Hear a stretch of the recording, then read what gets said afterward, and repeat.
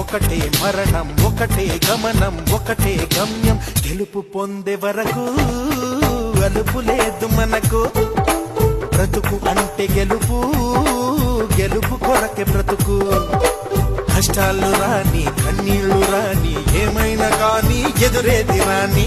ఓడిపోవద్దు, రాజీ పడొద్దు, నిద్రేని కొద్దు, నింగిని హద్దు. ఒకటే జననం, ఒకటే మరణం, ఒకటే గమనం, ఒకటే గమ్యం. గెలుపు పొందే వరకు